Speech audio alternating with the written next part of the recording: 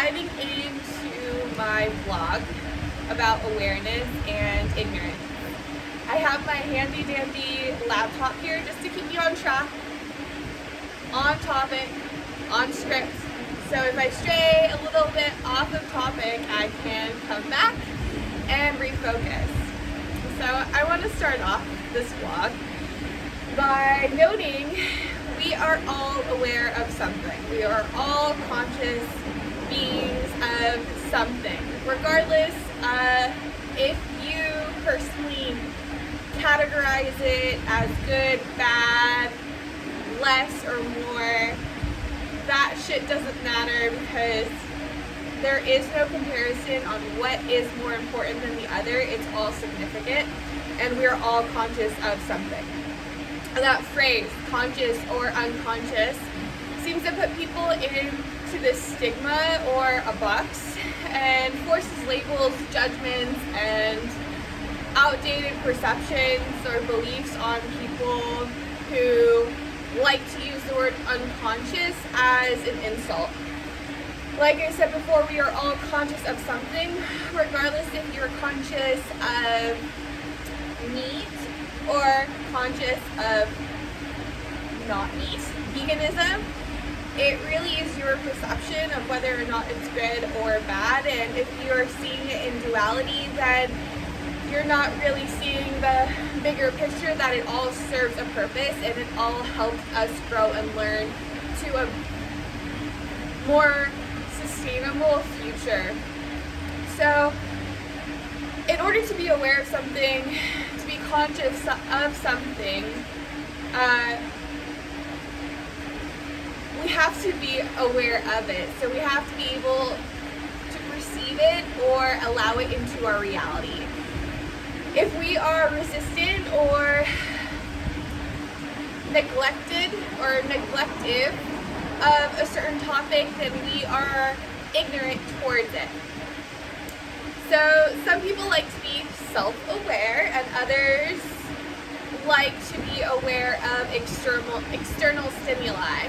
Maybe it's a little bit of both. Both are great. Remember, there is no good, there is no bad in this concept that I'm talking about. It just is all one plane of consciousness. Those who like to be self-aware are conscious of oneself. So that is aware of your mind, aware of your emotions, aware of your body, aware of your spirit, aware of your relationship with who you are inside, aware of your relationship with the world outside. It is a lot of energy to be that self-aware, and there are different intentions and different motives to be self-aware. But like I said before, there is no level of awareness. It's just what is your soul calling you towards. So, like I said, I mentioned before, others like to be aware of sports. Gaming, racing, external stimuli. They like to fulfill that ability to be conscious of something outside of them. And maybe it's just an expression of how they feel within them. You really can't judge a person based off of what they are aware of or what they're ignorant of as well. It's all significant. It just depends on what works for you, how you want to create your reality, and what your thoughts, words, and actions align to. So, fun fact, we cannot be aware of everything that's happening at this precise exact moment. We can't. One person is not aware of everything that's going on. It's literally impossible. I mean, if it is possible, by all means, hook it up. But to state that you know what is going on because you've researched everything about one specific topic is highly egoic. There's no way you know everything there is to know about a topic, no matter how many hours you put in, or what your level of education is, or what your favorite hobby is, or you simply cannot know everything that is going on at this moment. However, we can rely on those around us as a hive, as a collective, to help spread awareness out. That is why we're all called to different passions, different hobbies, different vocations, different avocations. Is that even a word?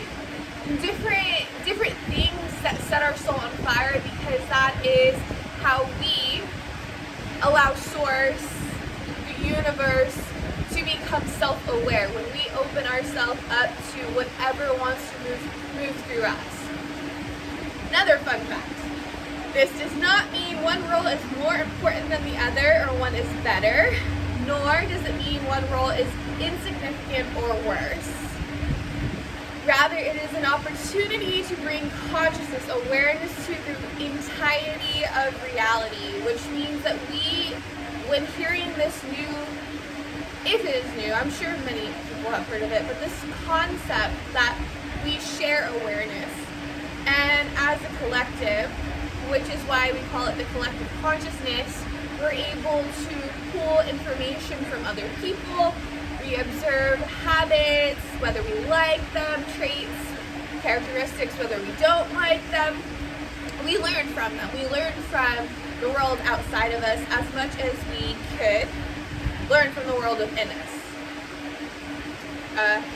Another fun fact, how you perceive the world does not make you better or worse.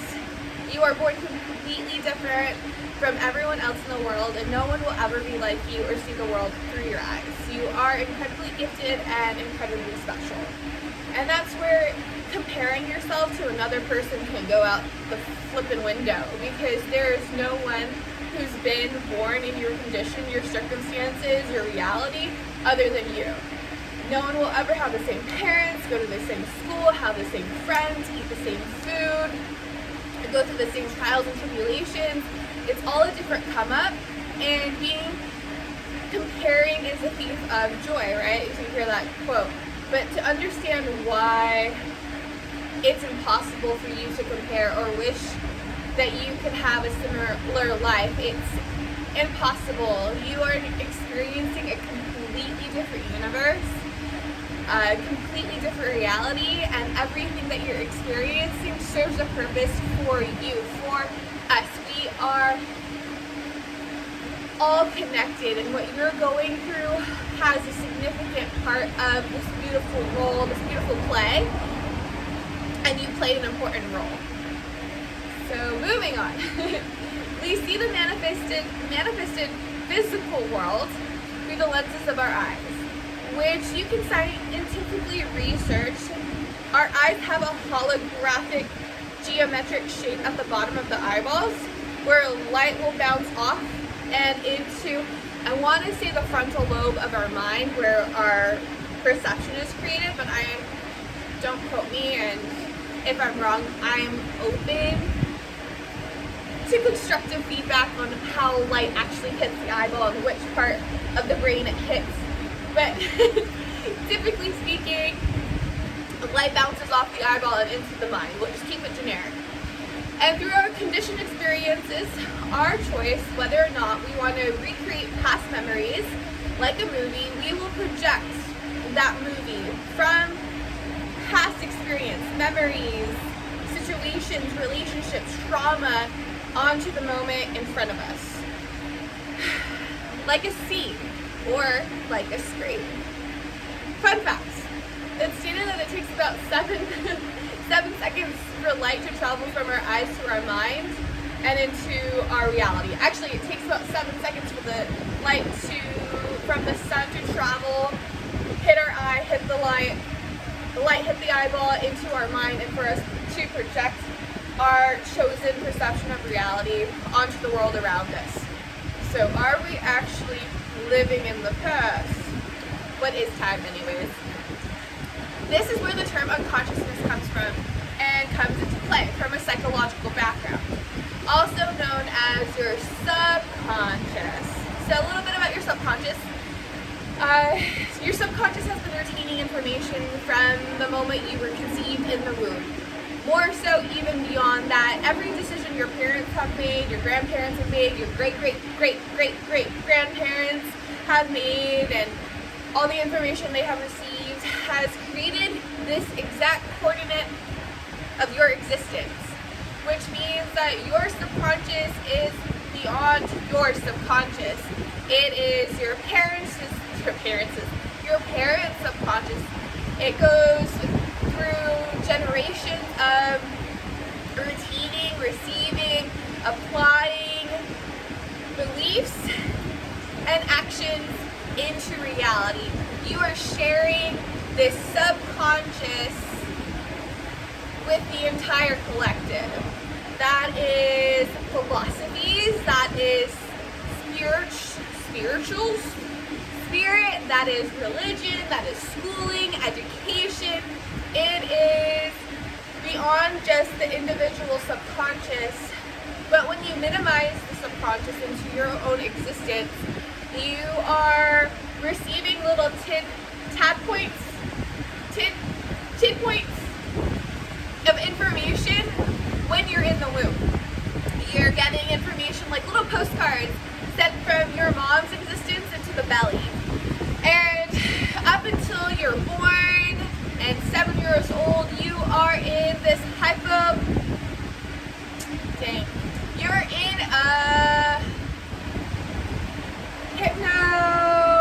you're being hypnotized, basically. I lost the word. I wish the subconscious was cool and I could receive the word I was looking for. But basically, you are under a state of hypnosis and being conditioned in order to receive or create reality in the way that you are receiving it. So whether that is from your parents, or from your friends, from your schooling, you're being programmed, you're being conditioned in order to continue creating with that same energy.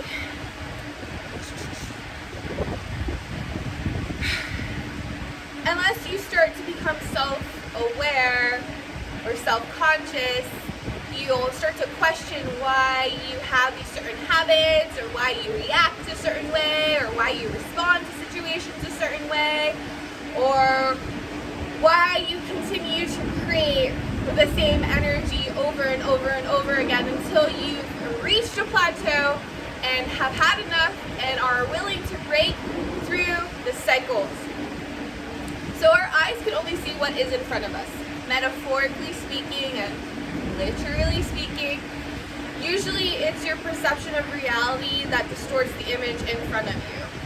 This is a big metaphor, so we can only see what is in front of us, which means we will never see the whole picture unless we try and turn around. But every time we turn around, our back is always towards something. We can never take in the 360 image all at once, which means that we will never, consciously speaking, understand the entirety of reality. You will always get a small fraction of the whole, a small piece of the pie. These two eyes can only get you so far until you have the opportunity to see with your third eye.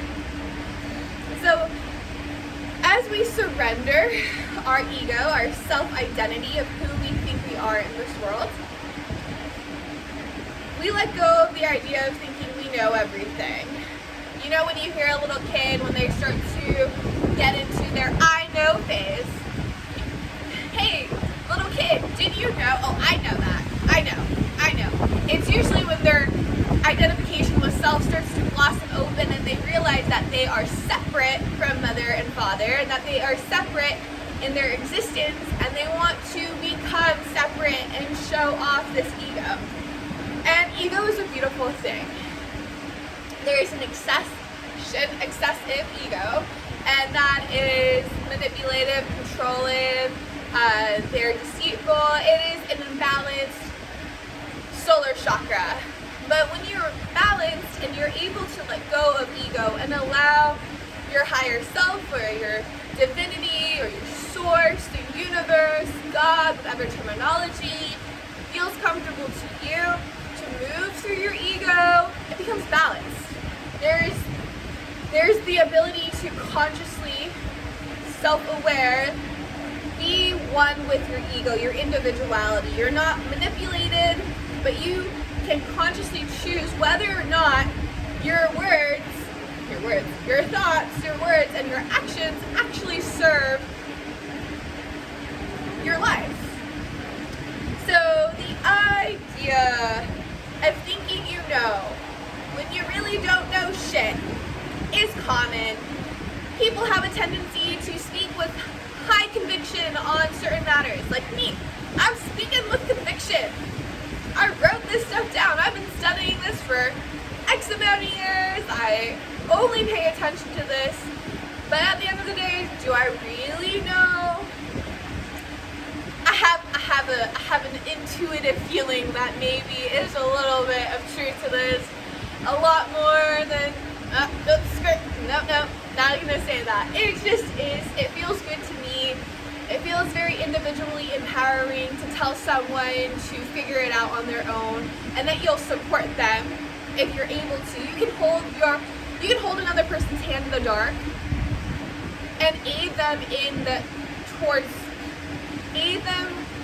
within their walk to themselves, versus taking that confusion or taking their trust and manipulating it for my own individual agenda. So I feel as if self-awareness and those who encourage self-awareness are just wanting you to step further into your own power and take control of your life. But each to their own, whatever you want to do. We live in a society where we rely heavily on other people's perceptions, opinions, their studies, their research, their guidance, their teachings, their schooling and education, their Instagram page, their TikToks, everything external, whether they look good, talk good, especially if they talk good. That is something I feel like intelligence is sexy, and so when people speak clearly, to the point, they're hitting it. They're like, it hits me. I'm like, wow, how did that person learn to speak so well? It's one of my passions to learn how to articulate and speak very clearly. It is a practice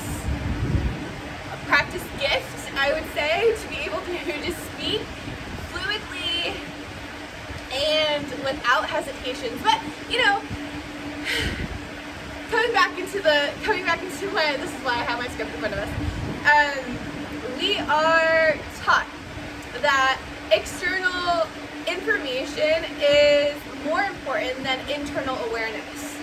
And we are taught at a very young age to stay quiet, not ask questions, accept the knowledge that we're given within schools, by our parents, by our grandparents, by religion, by society, by the world, without any question, without any doubt, as truth, which renders us ignorantly trustworthy and gullible. We're incapable of accepting things outside of that condition we're given.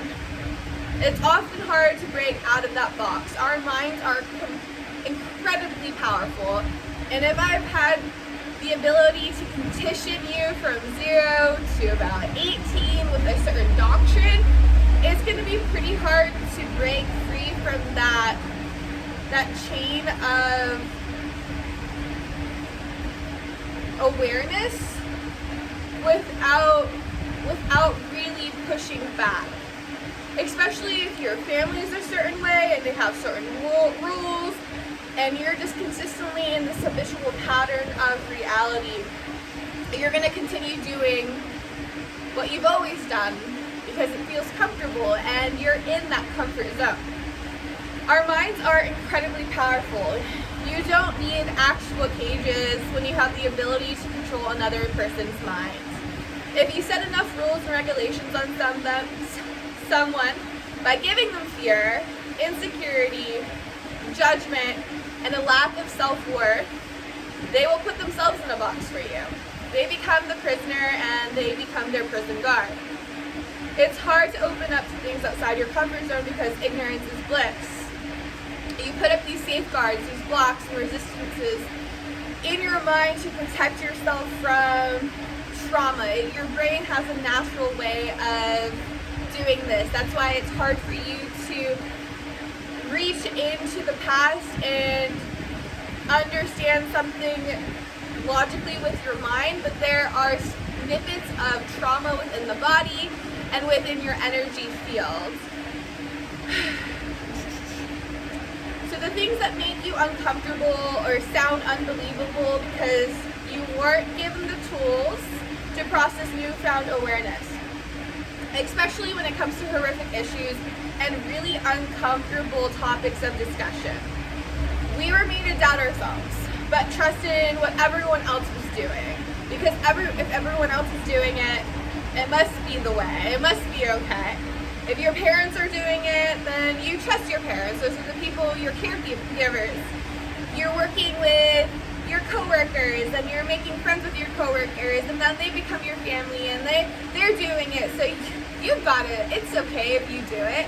It's really hard to be different in a society where that difference is aggressively retaliated, and thinking different, mental health is not advocated as much as certain other issues. So moving forward, it's why shutting things down, deflecting, ignoring, retaliating with off-the-wall, backhanded comments are so common. We simply don't have the basic emotional tools to sit and hold space for someone without trying to diminish how they feel or take in a new perspective and just listen without the need to speak back. Our ego feels threatened, and we either want to run away or fight back to defend our perception of reality. So remember, being aware of everything is not your responsibility, but you do have the capability to handle more than you give yourself credit for. Every time we are presented with a problem, burden, or unwanted weight, we are also presented with the opportunity to handle it with grace, give back love, compassion, and understanding of the situation, as well as create a solution for ourselves. How can we process this newfound awareness, this newfound information, and move forward in a way that feels good in our hearts? We can do more research, we can ask more questions, we can find a community that supports it, we can advocate for it, we can advocate against it. You don't always have to be on the side that everyone else is on. You can be on the opposite side. That's why it helps when there is resistance, because there are tendencies to grow. As we split, we grow. Regardless of, once again, you deem it good or bad, there is always growth and evolution within consciousness. It's important to start with creating a safe space and a safe and sacred space to bring more awareness through questions.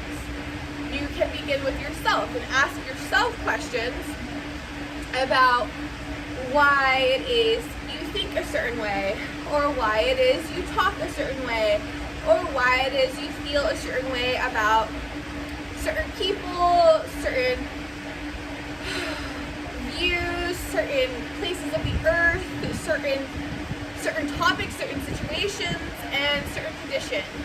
And where does this all come from? Where does your perception of reality come from? What are you feeding your mind, your heart, your body?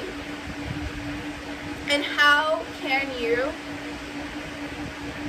separate, create enough space to really look at where all these things are rooted from? This is only if you want to. Once again, self-awareness is just another opportunity for you to get to know who you are and whether or not that is someone you want to continue moving into. We always have the power to change who we are at any given moment. You are not forced or stuck. It's easy to take on other people's reality, idealisms, moralities, opinions, judgments, grievances as your own. It's kind of like a herd mentality. You're able to feel what other people are feeling or catch what other people are going through because you're connected to them so deeply. So it's really easy to sway someone. Peer pressure. There is a lot of peer pressure in the world to conform, especially if you aren't grounded in a community that supports your individualism, and there are others who are trying to force the conformity on you. So if you have no boundaries, then the lines between you and others don't exist. Self-awareness is a step to self-creation. Who do you want to be, and how do you want to show up for yourself? How do you want to show up for the world? Anyone who judges you for questioning dogma, the regular way of doing things, laws, scripture, books, society, reality, isn't necessarily someone who wants you to grow or expand. Anything that puts you down for questioning people, people who put you down for questioning things aren't going to help you come out of a comfort zone. They're going to keep you in this box.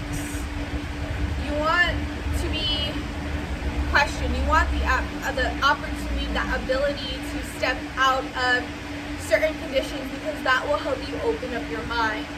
Once you open your mind, you open your heart, you open your body, you open your reality to new possibilities and new solutions. You cannot find a solution in the same energy you created the problem within, so you have to have a fresh perspective or a heightened state of awareness. And by heightened state of awareness, I mean to see things out of duality, good or bad. There are people who can help you see beyond the limitations of your mind. There are communities out there that accept you as you are, and then sometimes it just requires you to leave things behind. People, relationships, idealisms, perceptions that no longer serve you. And that is a lot easier said than done. It's hard to be different in a reality that seems to group certain things together and label and define and regulate. But what you're searching for is also searching for you. It's not impossible. It just requires a lot of faith and trust in the unknown. You're stepping outside of your comfort zone. It's fearful. It's scary, and it takes a lot of courage to trust yourself. And there is no roadmap to this. There is no specific path for you. It is going to look different than how you think. There are going to be people who serve you at specific times, and then they'll be gone, and maybe there'll be heartbreak, tears shed, but you'll grow and you'll learn, and that's the point of this, is to grow and learn and expand and evolve the collective, not stay in the same shit and do the same shit over and over again, because doing the same bullshit and expecting different results is insanity. It's a leap of faith, and how you know it works is that there are others who leap before you within their own experience, and that is how you shine your light for others.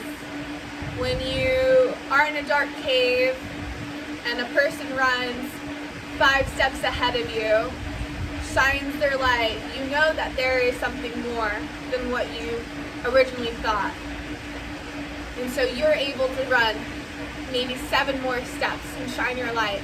And then someone else sees that and is able to make a sprint 11 more steps. The point of this story is that the further you go, the more you demonstrate to others that there is a different way of creating their reality, and that there isn't always darkness. Sometimes it just takes the courage to move forward and light up the path. And maybe you'll never see the entire path for yourself, but we are here pushing forward together. Even if there is no concept of up or down, we are expanding, ever expanding in all directions, all the time, in this beautiful multi-dimensional universe. And You are more than the expectations of people.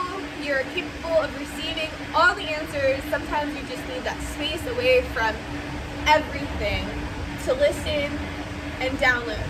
And the unconditional love you may be searching for is within you. You can only accept you. No one else can accept you the way that you accept you. And life is magical, beautiful. Woo! You just got startled. And you are an important part of it. So continue to carry on. Thank you for joining me. My name is Tiffany, and I'm here to light things up, light the path my own way. Until we meet again on or off the ether.